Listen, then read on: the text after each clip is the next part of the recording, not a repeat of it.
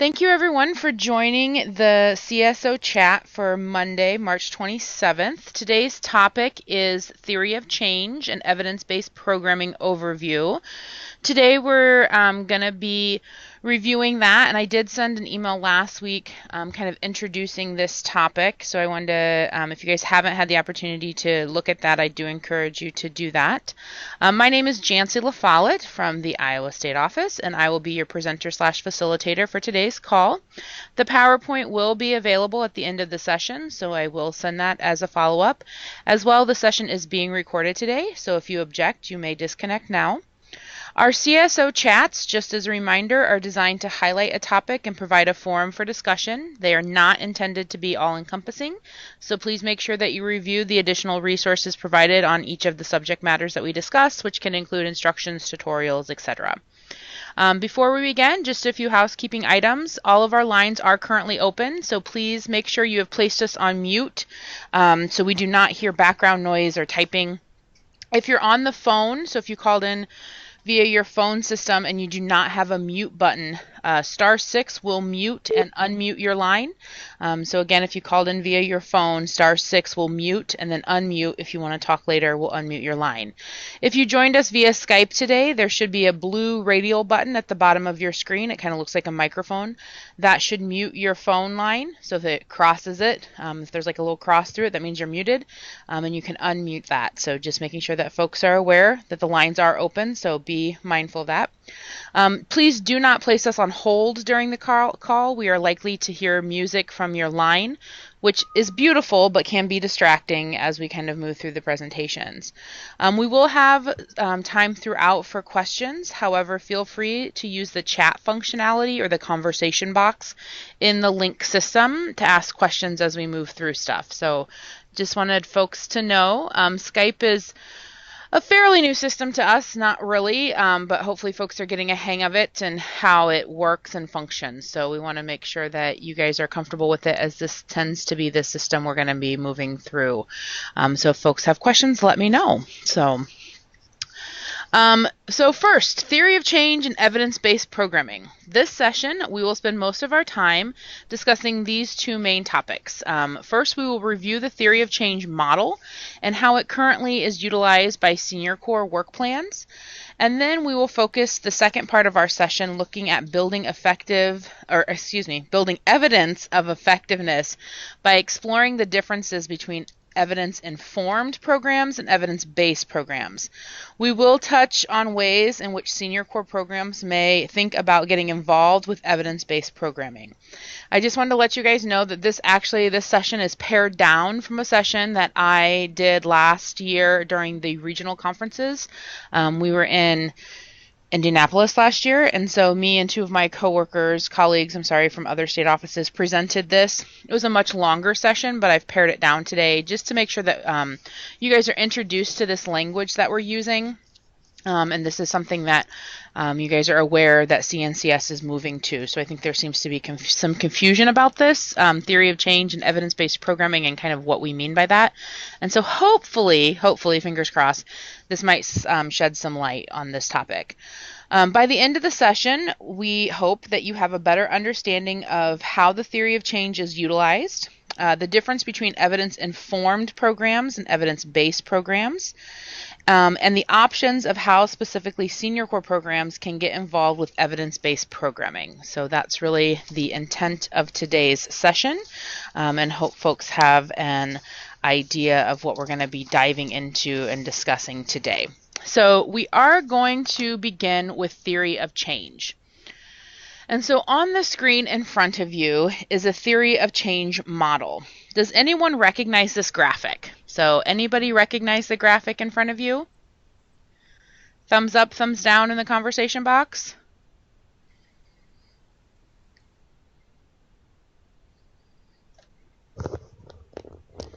Sorry, Marie, I'll try to adjust my headset so you can hear. Hopefully it won't drop in and out as much. Does anyone recognize this model? So this is part of the CNCS core curriculum on performance measures. This is, if you guys are new to CNCS, you can review the core curriculum on the Knowledge Network, and I sent those links last week for a review for you guys. The components of this should look familiar to you. They follow the current work plan or performance measurement structure. The light green, sorry, I'm trying to get the light green up here, that's what I mean by light. It might be a different color for you guys. Boxes represent the basic building blocks of our work plan. So of our current work plans, this is kind of what you're going to see. It also has two supporting places, the statistics here and the evidence over here. We use statistics to document the community need, and we use evidence to inform our understanding of why a particular intervention may be effective in producing the intended outcome. Theory of change can be thought of as a set of organizing principles. A theory of change is one way to show causal or cause and effect pathway. You use theory of change to explain what is needed for your goals to be achieved by using if-then logic to describe how you get from here to there. So meaning, if we conduct an intervention or a service activity, you're going to hear CNCS and Senior Core refer to our service activities as interventions more and more. I'm hearing it more and more, so I just wanted to make sure that folks are aware that interventions really are service activities. If we conduct an intervention, then a particular result will occur. And developing a theory of change requires you to articulate your reasoning to support it with data. So when you're developing a theory of change, you can lead yourself through the process of answering these questions. What is the issue, or what is the community need? So that's kind of our first thing that we look at. What is the community need? Why is it an issue, or why is it a need? What do you hope to see? What do you hope to see change? So, what is our kind of our goal for this? So over here, what is the intended outcomes? Kind of on the far right-hand side of the screen. And then what activities or interventions will create that change? So that's the middle piece. That's the linking to them. Why do you think the intervention will work? And what evidence have you found? So that's the evidence, the guides. Kind of our decisions, and how will you know that it's working? So really that's theory of change in a nutshell. It's looking at what the need is in the community, what do we want to see as a result, and then what service activities or interventions are we going to be using. Sounds pretty familiar, it should, gosh I hope it does, to folks who have been with us. It's just a new way of thinking about the model and looking at our performance measurement. So this shouldn't be new information to most people, it's just new terminology maybe to be introduced. We're going to take a closer look at one aspect of the theory of change, and that is the community need, or the foundation of our theory. We can spend a whole other training discussing the elements of a strong community need statement. However, today we're just going to focus on a few components to show you how this builds the theory of change. So really we're going to pick apart the community need statement for a second. In any given theory of change, the community need provides the original reason why we conduct the intervention, but without providing specific guidance or direction for the intervention. So the community need defines a problem, it signals the outcome or what we intend to change, and it informs the choice of the intervention.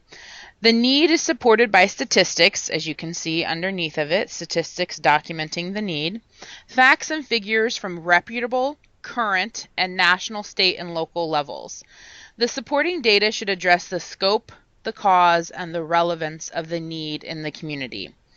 The current application asks, so for those of you who are working on your applications, hopefully all of you, the current application asks you to respond to several statements when developing your community need statements for each work plan.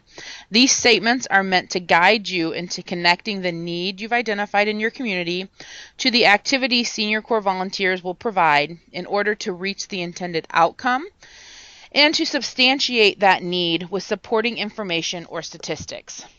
First, you are asked to describe the need in enough detail to convey its importance in a community. You use local statistics to help that can be helpful to make your case. Second, you're going to need to describe the consequences of the need going unmet in the community. Then you are to describe why Senior Corps volunteers can be effective resources to meet the need.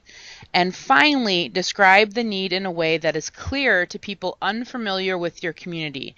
Do not assume that the other readers have an existing understanding of that. So while statistics document the need, the evidence provides more specific guidance as to the choice of intervention, as well as the details of how to implement the process or the dosage. So you'll hear us say dosage a lot as well. So again, those are the details of how to do it or how to implement it. The specific circumstances and the context of your program, such as program resources and community characteristics, may also shape your intervention, but only evidence can provide real guidance as to the choice of intervention. Evidence also provides support for the claims that the cause and effect relationship exists between the intervention and the outcome. So a few minutes ago, I mentioned that the structure of our work plans have not changed. Our work plans are modeled after this theory of change concept. They are built in a way that attempts to help guide you through articulating each theory of change that you propose in each work plan. So this is basically theory of change in a nutshell. Any questions? And I'm going to take questions in the chat first. So Sheila has a question. These will be identified in the work plan. Sheila, are you meaning the community need, intervention, and intended outcome? Those are the building blocks of the work plan. So yes, those will be identified from the menus that you drop down. Is that what you're speaking of?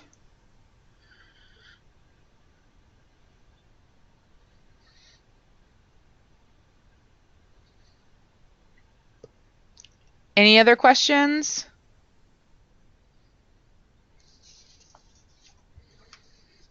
So again, this is, just kind of a brief overview of theory of change.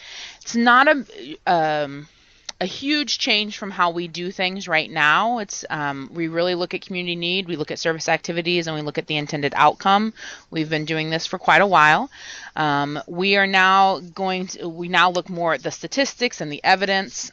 This particular training came about in regards to the competition, the RSVP competition that happened a couple years ago, or re-competition as we call it, and just kind of how people weren't tying the community need to the intended outcomes. So we want folks to be aware of that, all of your performance measurements should intertwine with each other. So you want the community need to state what the issue is, and the intended outcome should obviously talk about how you're going to meet that community need. So you don't want to have a community need talking about, the issue of, lack of transportation in a particular community, but your intended outcome focuses on food security. So while they can tie together, those two particular things do not do it clearly. So we want to make sure folks are aware of that.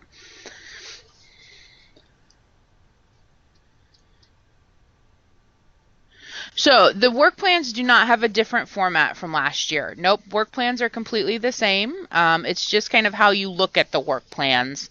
So you're still going to have your community need, you're still going to have service activities, and you're still going to have outputs and outcomes for the work plans. The drop-down menus and those the performance measurements that are identified, a few of those, we might have added a few. I'll be honest, I'm not really positive on what we've done this year. There were a few added last year, but nothing's really changed from last year in regards to the format. So the format is going to be the same. Theory of change is a process that we use to talk about the impact of our program. So hopefully that helps. And sorry, I did not hear you when you were talking there. Any other questions? All right. So now we're going to shift gears a little and move to the second part of our session. We just discussed how theory of change is utilized, and if you recall, our learning objectives for the second piece of today's puzzle are to understand the difference between evidence-informed programs and evidence-based programs, as well as to understand options for getting involved with evidence-based programming. So we're going to dive into that, what evidence-based programming is, and how we build effectiveness, evidence of effectiveness for that. So, evidence-based programming. What is evidence-based programming modules and why are we talking about them? So how many of you go to the doctor when you're sick? Raise of hands. Anybody go to the doctor when they're sick? Don't tell me you all self-medicate. You can raise your hands in the conversation box. When you go to the doctor prescribes you medicine. You trust that it works, right? Why do you trust the doctor? How do you know the medicine will work? You know it works because you trust the doctor has studied the problem and is using evidence to inform the treatment you receive. The terminology used in this section, evidence-informed and evidence-based, come from the field of medicine. In this brief presentation, again, we're highlighting this stuff, we'll discuss what the terms mean in context of human service organizations like the ones you guys work with. Our programs and their communities partner, our programs and their community partners, I can talk, it's Monday, are like the doctor trying to cure a community sickness, if you think of it in that terms. If you know of a medicine that should help, do you know the dosage that will be effective? Does everyone benefit from the available treatment, or do just some? What are the risks or the opportunities cost?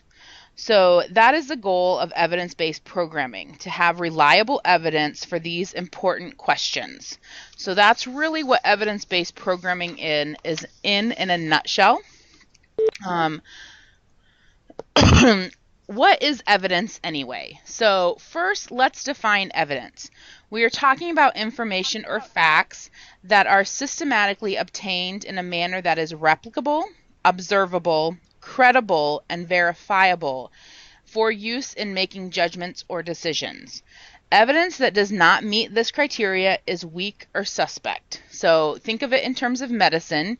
You want your medicine to be, the information for it to be replicable, observable, credible, and verifiable. So that's really what we look at when we define evidence. Are there questions? I think I might have heard somebody on the line.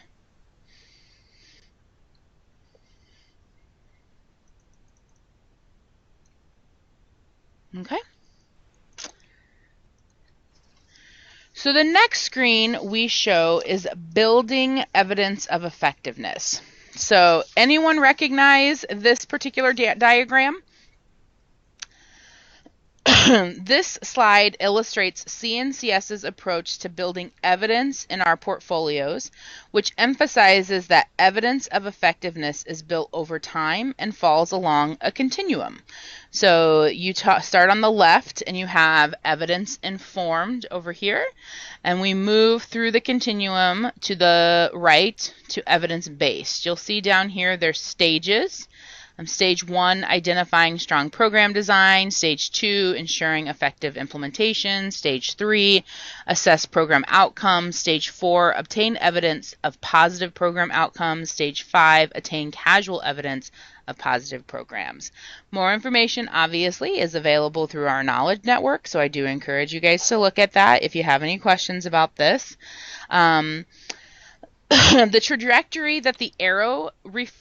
The trajectory of the arrow reflects CNCS's goal for our portfolio as a whole. So when we say portfolio, we mean all of our senior core programs. The goal is to ensure that volunteers are engaged in work that has an impact on volunteers and their communities. The stages labeled in the red boxes reflect uses of evidence appropriate to different stages of program development. The progression from left to right reflects increasing resources and commitment required to obtain forms of evidence appropriate at different stages of the program development. So we wanted to introduce this little evidence excuse me, the evidence continuum to you guys to make sure you kind of have an idea of where CNCS is coming from when they start talking about theory of change and evidence-based and evidence-informed. So the next slide, excuse me, the next slide shows that senior corps grantees often do not have ownership or control of programs in which volunteers serve. However, it is helpful to understand the continuum because we do, over time, have choices about how to partner and who to partner with. And so this is really kind of what we're talking about when we move from evidence-informed to evidence-based. In particular, it is increasingly important to understand the difference between evidence-informed programming on the left and evidence-based programming on the right. So you'll see again in those red boxes along the bottom kind of the differences between what we mean as we move along the continuum. So next we're going to really talk about the differences between them. So what is evidence-informed programming? Evidence-informed, excuse me, I need to take a drink real quick. Evidence-informed, so a program design based on academic research or program evaluations is properly referred to as evidence-informed. It answers the question, what should we do to address the problem? For example, a program developer might use research to develop on the development of reading skills or physical activities that increase bone density to develop a program. So this is evidence-informed, a design that is the basis prior research or program evaluation and has not gone well-controlled trial. So keep that in mind. This is basically based on some academic research or a program evaluation and really addresses the question, what should we do to address the problem? Evidence-based programming, on the other hand, from the question, how much is the program responsible for the outcomes? That is evidence-based, where it takes its technical meaning. When we talk about evidence-based programming, we are referring specifically to programs that have undergone a certain kind of study. The study or studies established a causal relationship between service delivered and expected outcomes. To answer questions about cause and responsibility of outcomes, an evaluation must be able to measure the outcomes experienced by the service participants and compare them to outcomes of persons who do not receive the services.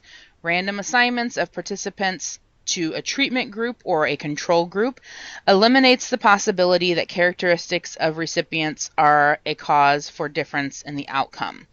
So, all evidence-based programming includes three elements: the amount of contact or service over a specific period of time, so the dosage, the characteristics of the service recipient / the community need, and then the third is the ingredients for effective delivery, such as training of provider or support to volunteers, the standards of practice, and the monitoring of service provisions. So the biggest way to look at these in my world is to look at the questions that they address. So again, evidence-informed is what should we do to address the problem, and evidence-based is how much is the program responsible for those outcomes. In my world, that's where you're going to see the biggest difference between these and having it make the most sense. So any questions about the difference between evidence-informed programming, the continuum, and then evidence-based programming? So any questions about this so far?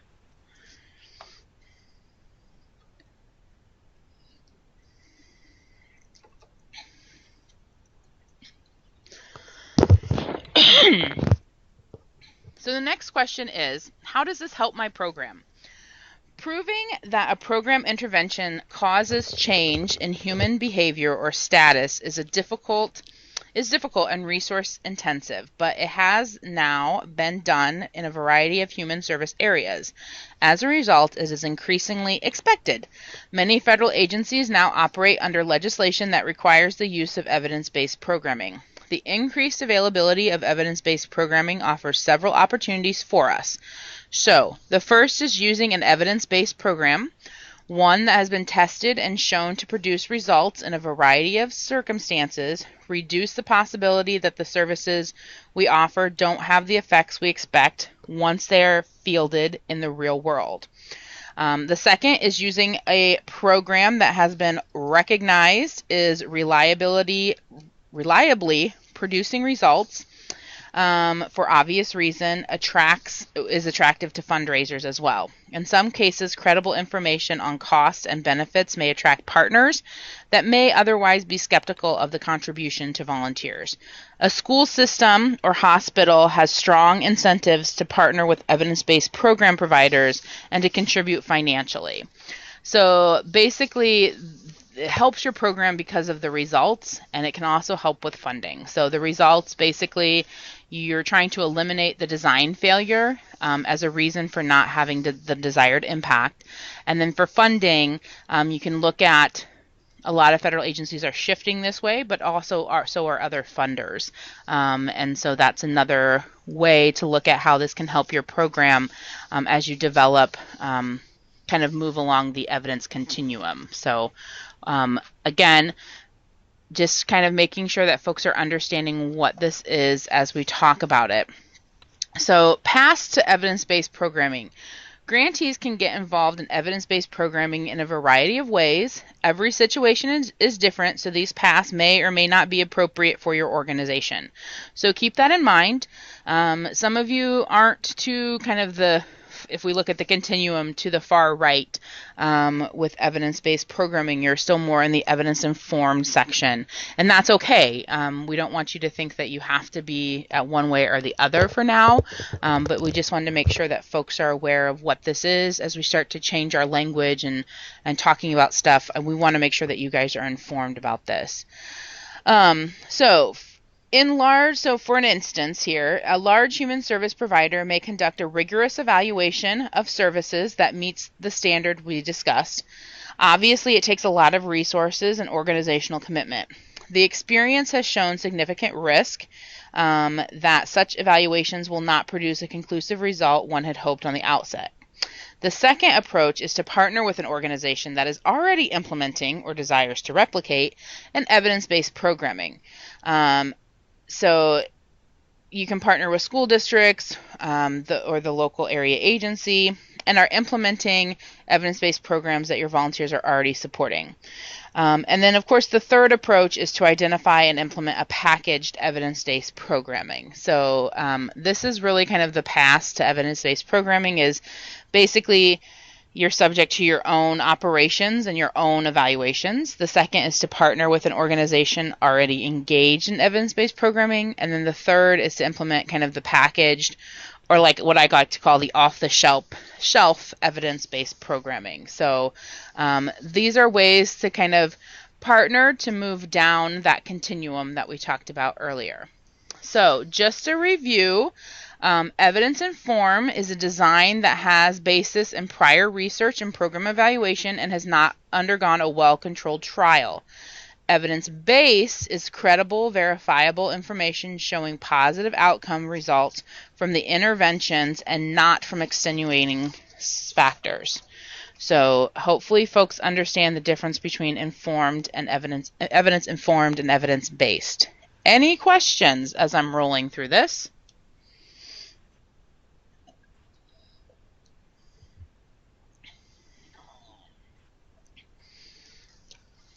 All right, seeing none.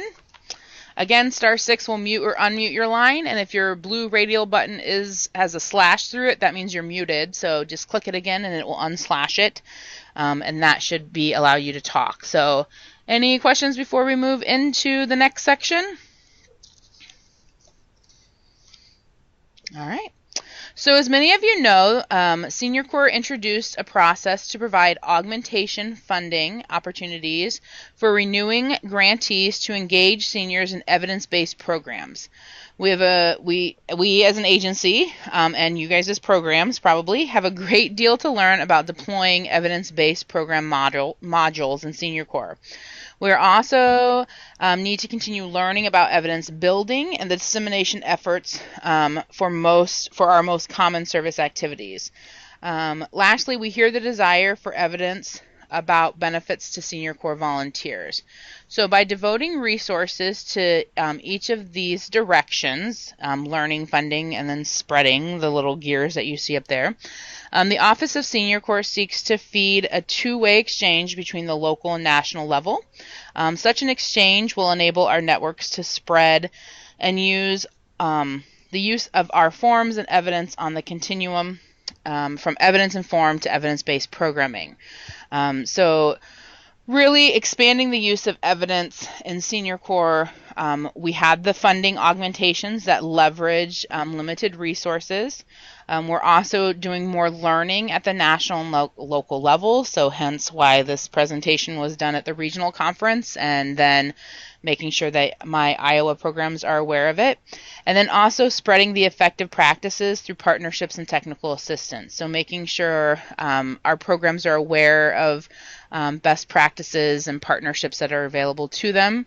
Those will come from national and local levels as well. So this is really how Senior Corps is looking to expand the use of evidence within our Senior Corps program. So hopefully folks understand kind of what that is. Unfortunately, when people talk about evidence-based, they're like, oh, evidence-based programming. They automatically go to the augmentation funds that are available during a renewal grant continuation, and that's not always the case. You can have evidence programming or evidence-based, evidence-informed programming without that augmentation resources, and you will see our reports now ask for some of that if you are doing that. And so this is what they mean by those. If you're collecting those data points and you're able to support what the members or what the volunteers are doing. So we wanted to make sure that folks are aware that this is what's happening. So any questions?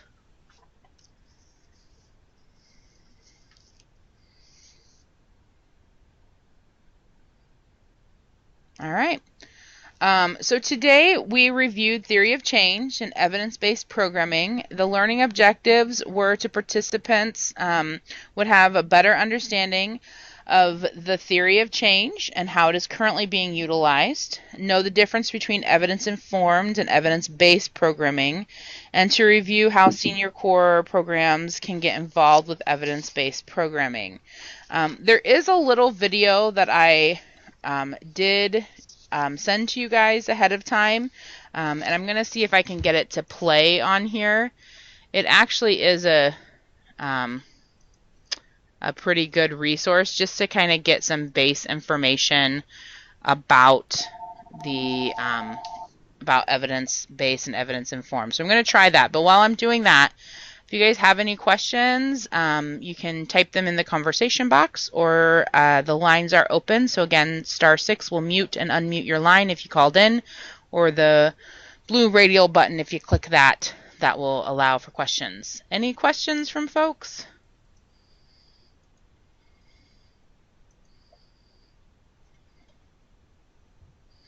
I see some folks typing, so I'm going to let them type as I try to get this link to work, which of course it doesn't want to do for me, of course. So give me just a second while I try to do this. We do have some questions coming in, so I'm going to look at those in just 1 second. So the question, Sheila has a question. Just to clarify, this is not a requirement for current grant. This meant what CNC is going. So yes, Sheila, this is not currently a requirement for current grants. You are currently subject to doing the performance measures as they are outlined in the guidance. But other than that, to actually have evidence-based programming, that is not something that is a requirement, but this is kind of what CNCS is looking for, and what other federal funders, the federal government is looking for the future. So AmeriCorps programs have started to move this way, and as you know, as you guys know, or those of you who are new, typically either Senior Corps or AmeriCorps goes first and kind of they do some testing and then the rest of us follow. So AmeriCorps has been doing theory of change and those types of things for a while, and so this is still fairly new to Senior Corps, but yeah, this is not necessarily a requirement of the grants. Kaylin has a question. Do you have a good example of evidence, as I'm assuming EB is evidence-based work plans? I don't have any off of the top of my head, Kaylin, but I can try to find some that we might use as examples that I can send out to folks. So I don't have one that I can turn to right now, but I will look at that. Dawn asks, for the continuation grants on which we are working now, do we need to change our work plans to fit evidence-based? So, for those of you who are working on your renewals or your continuation grants, remember we currently have 3 sets of instructions that are out there. So I want to make sure that I'm giving you a broad answer, but your specific answer lies in depending on which grant year you are in. So please keep that in mind to everyone on the line. You don't need to change your work plans, but you do want to, I would say it would behoove you to look at if you have a strong community needs statement in there, if you're addressing all the questions in the application instructions, and making sure that those kind of follow along that theory of change. The evidence-based programming, if you're not there yet, that's okay. You don't necessarily have to be there, but this is definitely something to look at. So no, there is no need to change your current work plan, but definitely something to think about as you're looking at your work plans. I know you guys, look at them all the time, but that's definitely something to look at. So wanted to make sure that folks were aware of that. Hopefully that helps, Dawn.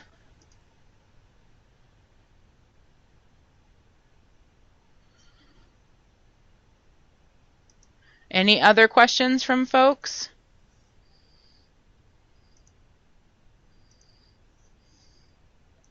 All right, I'm going to try to get to this PowerPoint or this video. Hold for just a second. I'm actually going to show you guys my desktop. So hold for just a second.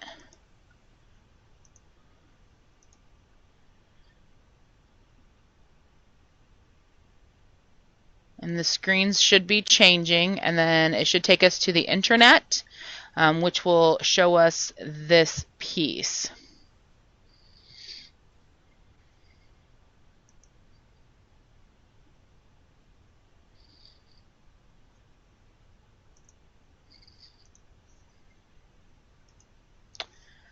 All right.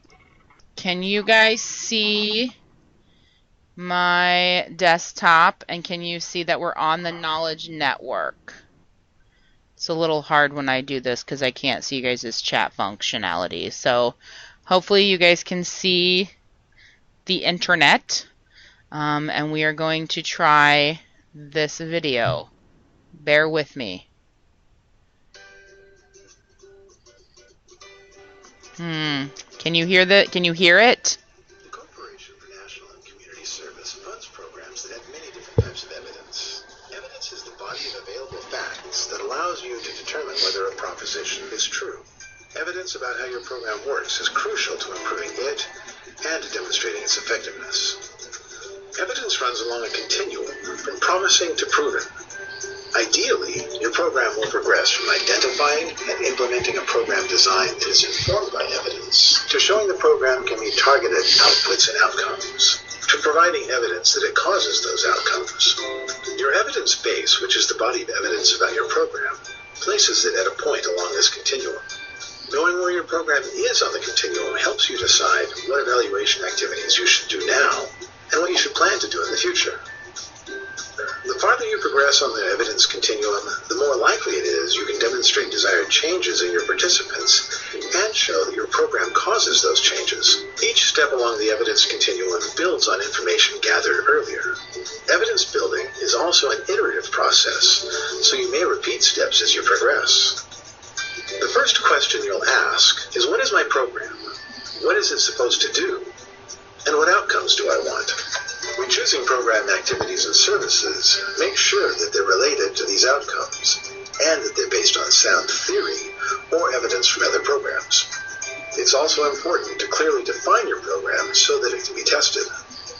New programs should begin by developing a logic model based on a theory of change, grounded in evidence about what has or has not worked for other programs.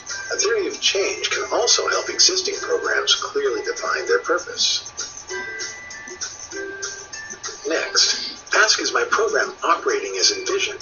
You need to know whether or not your program is conducting the activities that your program theory says will lead to change. This begins with performance measurement.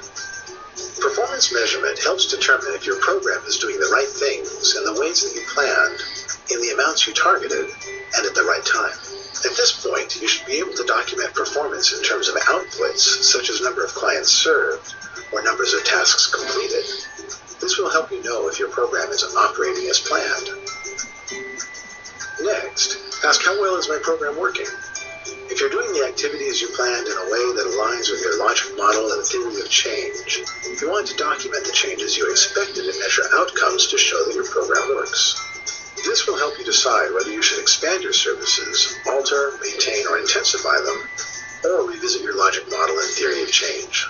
At this stage, your program should be able to document the outcomes of its interventions and its processes, such as fidelity with the planned model.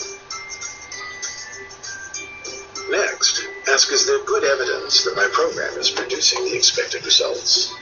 Ensuring that your program's outcomes are consistent and well documented supports program development and increases confidence in expanding your services. But when something doesn't work, identifying where changes are needed. If your program consistently shows expected or improved outcomes, then consider how to establish evidence of impact and determine the value of the program. If not, it may be time to redesign. If your program shows promising results, it's time to ask if it's actually responsible for the changes. Demonstrating cause and effect relationships between interventions and outcomes requires rigorous evaluation. Establishing these impacts can support funding, fuel program expansion, and increase knowledge of programs and strategies that address community needs. Causal evidence of impact can also help your program measure its cost effectiveness in comparison to similar programs.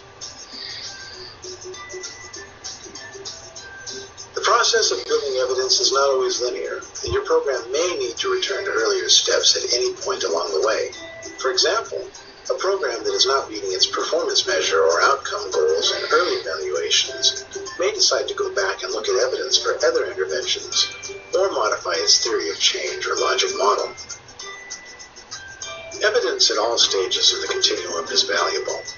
Positive findings at any stage build your program's evidence base. Negative findings, or even findings that show no effect, can still be used to improve the program. The Corporation for National and Community Service funds programs at all stages of the evidence continuum, but you should always work to strengthen your evidence and to improve your program model over time.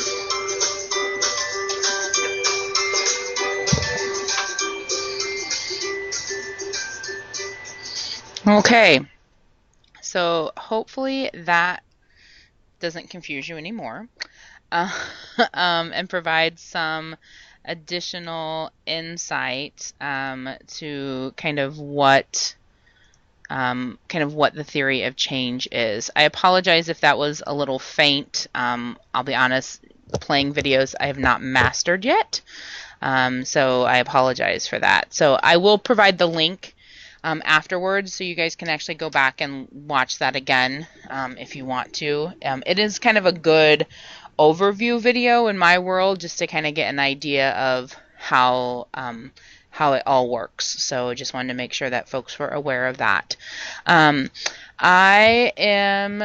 We have a few more minutes, but any questions before we move on? I will try to see if I can find some good examples of evidence-based work plans for you guys.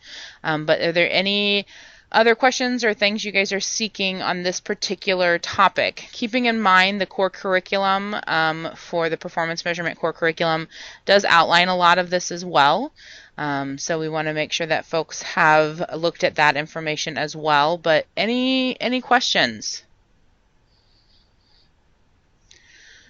So there is a question that just came in. For the RSVP in Dubuque, we do not have any direct programming or stations that are in control of their programming and how they move forward. How do we influence their work if they are not interested in evidence-based programming? So that's a great question. That is one of the challenges that Senior Core has recognized with evidence-based programming, is that this, you guys work with a lot of, specifically RSVP has a lot of stations who, and our other programs, foster grandparents and senior companions as well, might not have direct influence over some of the work. And so this is where some of those challenges lie. But it is just kind of, what I would recommend is just to see if there are some resources out there to see how those can be strengthened. Obviously, it might not work well for your community, and that's why it's not a requirement at this point. This is just really kind of something that all federal agencies are looking at, including CNCS, but definitely something to look at and look into to see if there's ways that you can move along that continuum or strengthen some of the data points that you get back. So it might not be evidence-based programming to its fullest extent, yet, but definitely see how those things can be strengthened. So that is a known kind of concern that Senior Core has been working with, and they understand that. So I think that's why you're going to see that it's not a requirement at this particular juncture, because of those partnerships that you guys have in your local communities. So that's a great question. Thank you, Marie. Any other questions?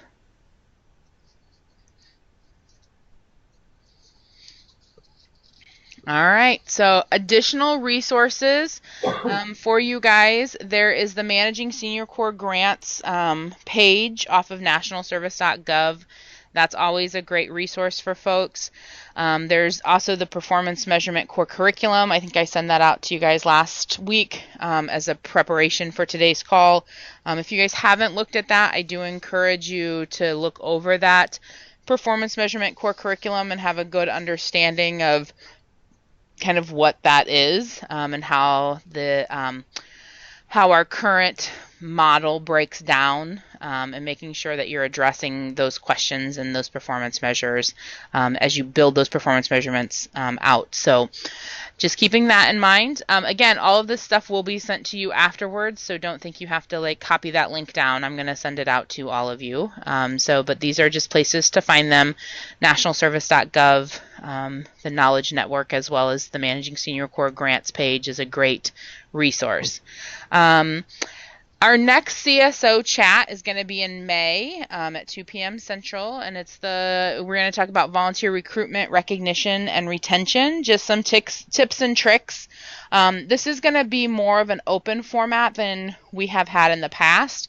Looking for you guys to discuss maybe some of your recruitment and recognition tips and tricks as well. So keep that in mind for May as we move forward. Additional training is any additional training is being provided from Senior Core Headquarters. We do have the training calendar that is out there. So make sure you are looking at that for any upcoming resources. That's actually on the next slide.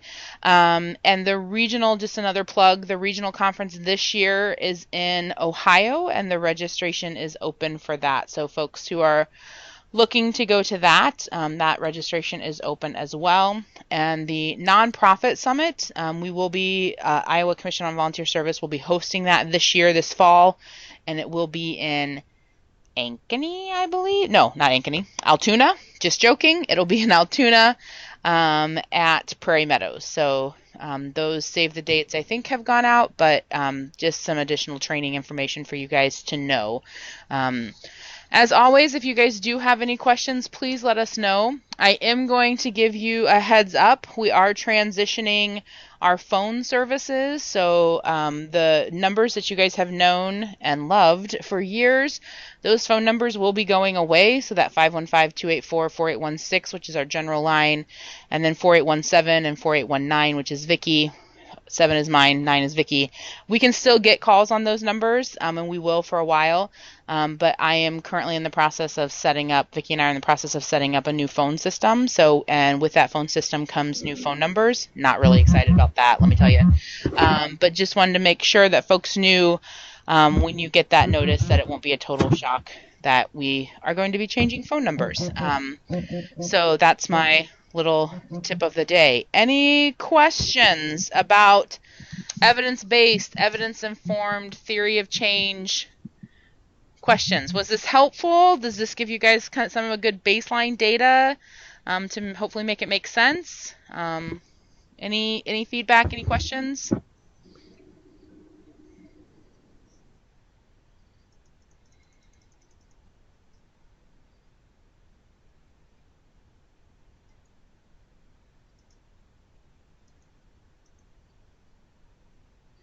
Yes, it is a start, Sheila. Absolutely. This takes a little bit to get your head around sometimes. So definitely, hopefully, this gives you guys some starting points to start looking at your performance measures and kind of looking at the program. So yeah, it's definitely a lot of information, and so this was just kind of an introductory to that. So yes, you most certainly, Denise, can get the PowerPoint. I think that's Denise. I have recorded the call, and the PowerPoint as well as all the links will come out after the call today. So absolutely, that will be coming out as soon as I stop the recording and get it published on our YouTube channel. I'll send everything out. So yep, all of this will be coming to you afterwards. Any other questions from folks? Comments? Things you want more of besides the sample work plan?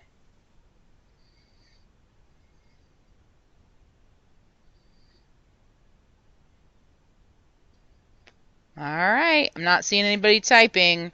I don't hear anybody on the line. So final call for questions.